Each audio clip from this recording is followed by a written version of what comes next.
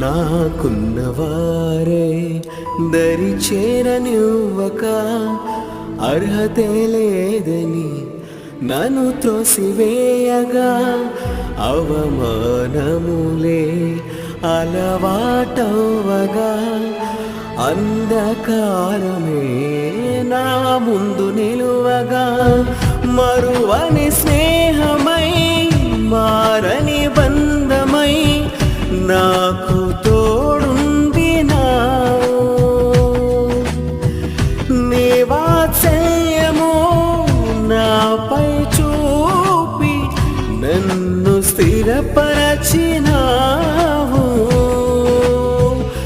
నన్ను హెచ్చించినావు కృపయే